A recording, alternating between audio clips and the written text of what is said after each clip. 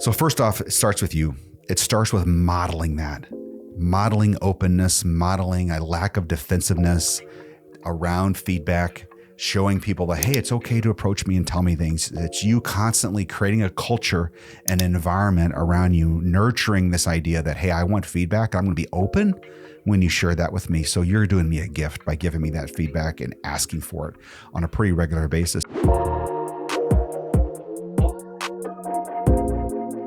Well, hello and welcome to the J. Sterling Hughes Show, where we share the straight truth on what we as a team have done to grow our family law practice from 0 to 25 attorneys and doing over $15 million in revenue. And my purpose here is to document our journey and to share this with you, share our experiences with you so that you can recontextualize that and shorten your success curve as you build your law practice. My name is Jeff Hughes and I'm your host. And today we're talking about feedback. And I've titled this podcast, Feedback as a Law Firm Growth Engine. And here's what I mean by that. It's an absolute fact that as the law firm leader or leaders get better, so does the entire firm. It starts with the leaders, because if they're not growing, the firm's not growing. If the leaders aren't getting better and more effective in the leadership, then that's not being felt and enjoyed by the entire firm. And if I have found one shortcut to getting better in your leadership, getting better in your personal growth, that is good quality feedback that you can use and you can integrate into your how you operate to get better. So today I want to talk about in this podcast, what is feedback? Some thoughts around feedback, describing it, what it is, the nature of it. 2, how do you get good feedback? Because you can get a whole lot of bad feedback out there. There's more of that than there is good, for sure. And then what happens when you actually get that feedback? How do you utilize it? How do you hear it in the right way? And if it's bad, how do you process that negative feedback that could be really given with bad intentions to hurt you? That's there. So how do you handle that? So in my world, I can look back on many times throughout my leadership journey where I was given feedback. And a lot of it was solicited, a lot of it was from reviews and that sort of thing. But there's one moment that sticks out heads and shoulders above all of those. And that happened about 4 or so years ago.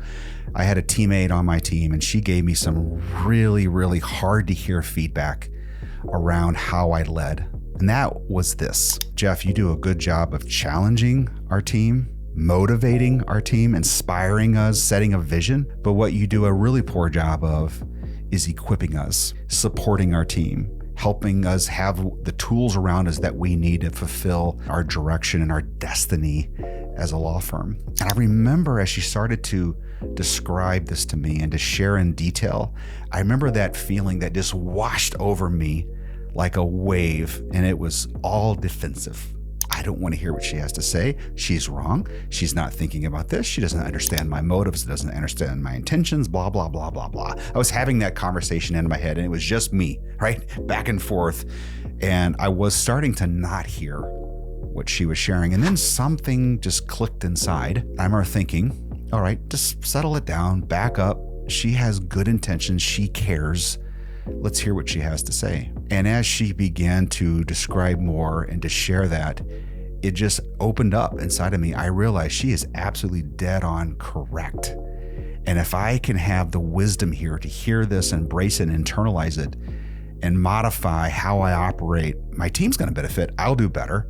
Personally, our whole entire firm will enjoy the benefits of improving how I operate around this issue of supporting them. That moment was special to me.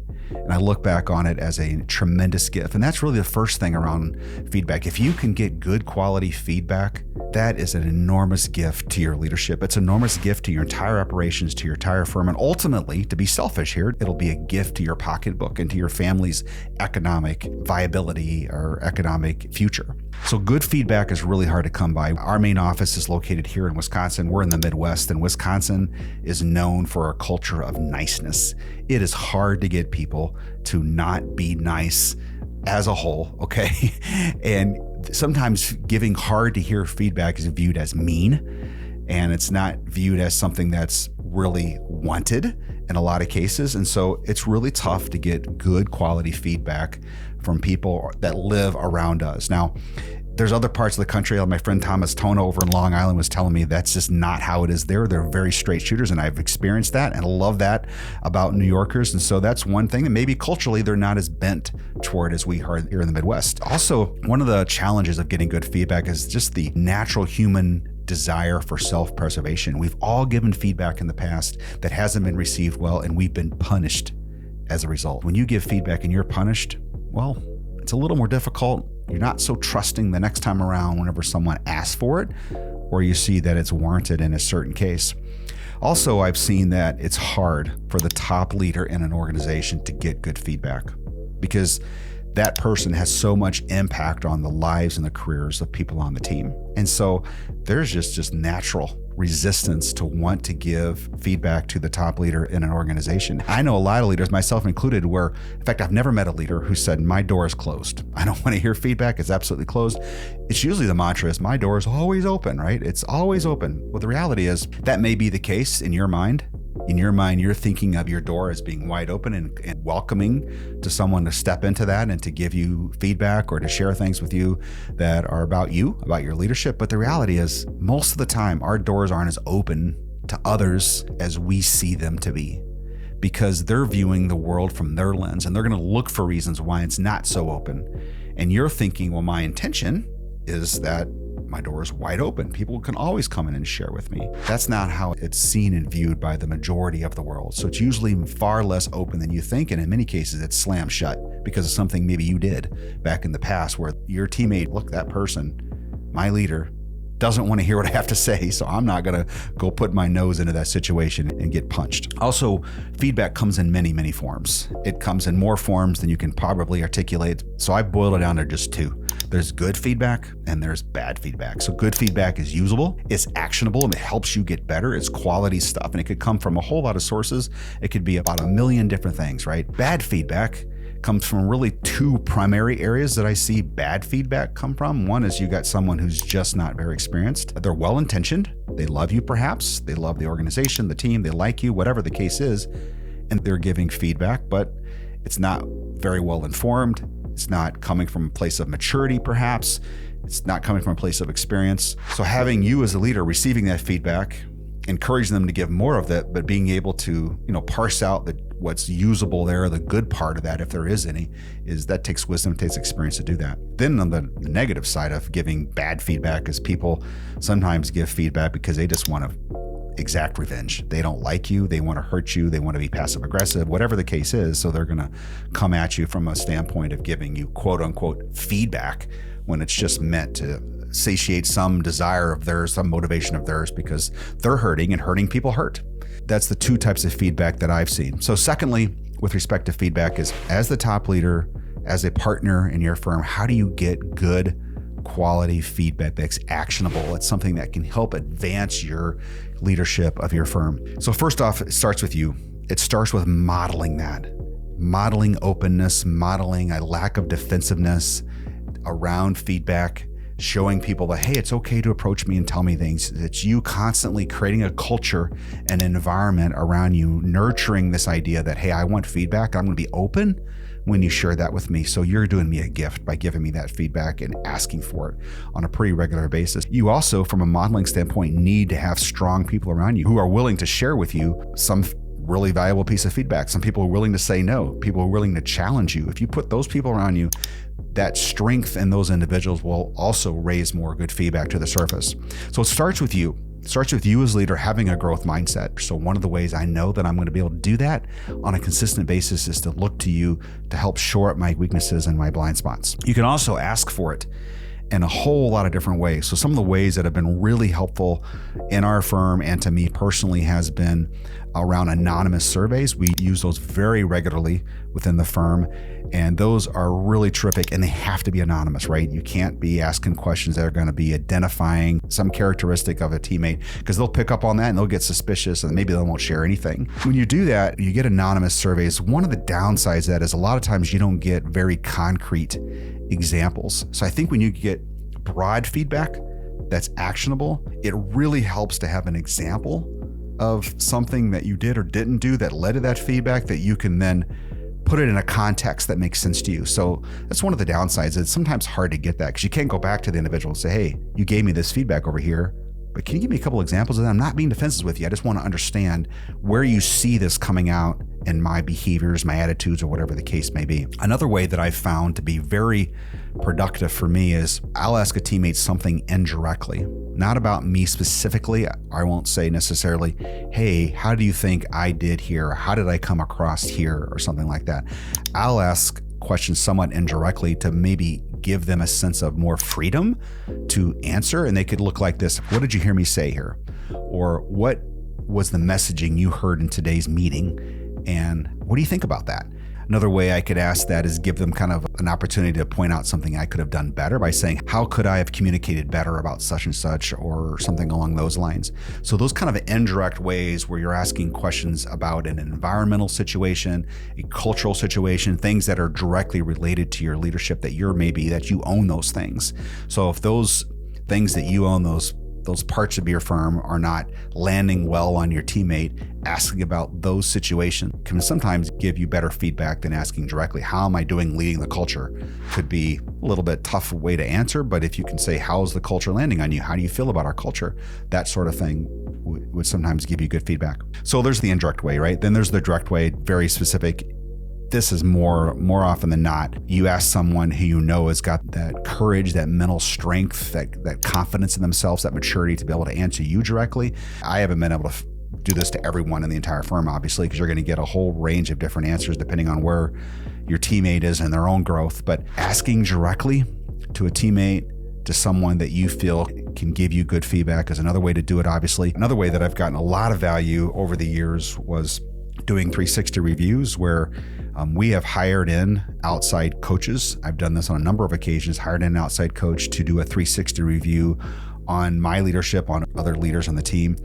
I wouldn't do that with people really beyond the executive team unless they're really, really strong in their confidence in who they are and their maturity, because it could be hurtful to someone. They just don't take it well. And I remember one time I had a partner, actually years and years ago, where we all did 360s, and boy, he just could not endorse any of the feedback that came out of that. It was just so much insecurity around the feedback that the team gave, and there was some retribution on his part later, and that turned out to be a really bad thing. So 360 reviews is a good one. Here also in our firm, we do yearly planning, and for many, many years we would do right person, right seat type of analysis, which is an EOS thing, and also we would do team health. And one of the questions around team health is, what do you want to see Jeff doing more of? What do you want to see Jeff doing less of? And what do you want to see him keep doing? And there was another question in there too around, where does Jeff add the most value to the firm? Where does he not add value that he's doing today? Those kind of questions. And we would all answer those about each other on our executive team. And I kept every one of those answers for many, many years. And I would stack those all together and try to look for patterns over time. So I've got feedback going back 20 years from teammates that I've received over many different type of settings and even businesses, to look for ways that I can get better in my leadership. So that's another way that I've found getting good quality feedback has been helpful. The pinnacle, really, if you can get to a point where teammates in your firm trust you to give you their honest assessments and feedback directly with concrete examples, boy, your path to improving your leadership can really accelerate. What I have also found is that no matter how big your organization is, there's always people in that organization who just can't give you good feedback. They are operating from a place of such insecurity or being punished or abused in the past by giving good feedback that it's almost impossible to get them to be able to come out of that. That's okay. That's where they're at in their growth and their journey, and just love them where they are at. So number 3, what do you do when you get that feedback? Sometimes it's hard to hear. Sometimes it's off base. Sometimes it's spot on, but boy, it really raises your emotional temperatures a little bit. First off is I try to look past who is giving the feedback, and I try to hear what it is that they're giving. What is the feedback that I can pull out, the truth that I can pull out that I can really apply to my leadership? And I'll be frank with you, a lot of times I cannot do that in the moment. I have to wait. So I try to keep my big mouth shut and come back to that later when I'm alone and think through that and try to process what it is that I heard. Because oftentimes there's really good information in there if I can look past my emotion and my view of the person who gave me that feedback, my biases toward them, let's say, and really be able to internalize the good quality out of that. I also try to seek specificity around their feedback. For example, I was given this feedback one time where a teammate said, I feel like you're not listening.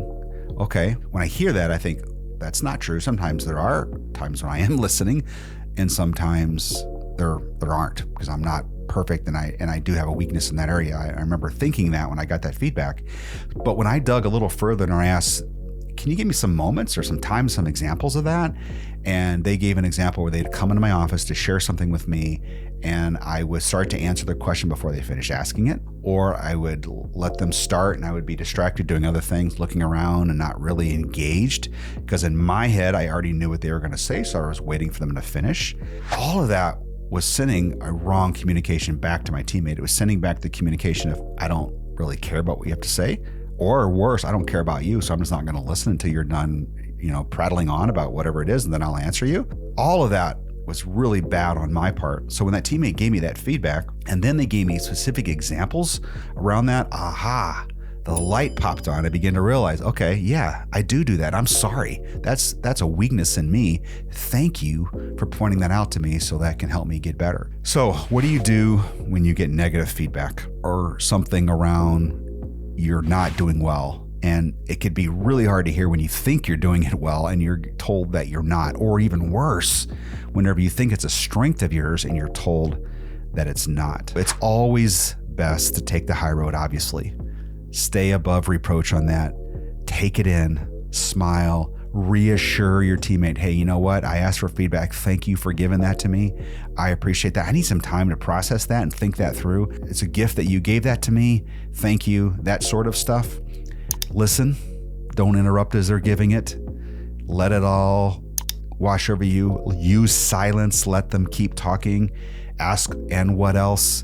Is there more? Can you tell me more? Those sort of things, to get a full picture of what they're describing, because your initial reaction may not be the path they were wanting to go down. Maybe it's less severe than what you initially thought. And if you can hear it through, you're going to hear what it is they came in to talk to you about. Play it back to them. Say, hey, here's what I hear you saying. Let them know you heard them. But most importantly, probably above all of this, is reflect. Wait for time to process that and hear that, because there's going to be good stuff in there most likely. And if you can process that and then go back to them, hey, I thought about what you told me last Tuesday. That was really valuable. I got some good stuff out of that. Thank you. And if you can do that and they can authentically receive that, they're going to be so much more open the next time to share with you and on something that can help you get better. And we all want to get better. Now, what do you do when you screw it up, right? You get feedback from a teammate and you just bow up, you fight back, you defend, you get defensive, your insecurity just takes over. What do you do in those moments? One of the things you can do is what I've done when I have done that. And that is, I try my best to go back to that teammate and just own it aggressively. Say, you know what? When you came to me and you shared such and such with me, I just got defensive with you and I just argued back, and I'm sorry. It's the opposite of what I want to do. I hope you'll give me a second chance to share in the future where you've got good quality feedback for me. And I just want to thank you for that. And here's what I'm doing as a result of what you shared with me. I'm thinking about that further. Or you don't have to commit to doing something that is like concrete around that, but you can commit to doing something around the idea of just thinking about it, reflecting on it, and making that a part of your thought process next time around. So also, there's a great book on feedback that I read 7 or 8 years ago that was just terrific, and it's called Thanks for the Feedback. I don't recall the author's names, but it's a really, really good book. Thanks for the Feedback. And that also shaped a lot of ways that I approach feedback and how I think about it. And it's been a real valuable part of my leadership journey. I hope that's helpful to you. I have grown the most from good quality feedback. I hope to get better at getting it, hope to get better at receiving it. And I hope what I shared with you today can also help you in your leadership journey. Have a great week.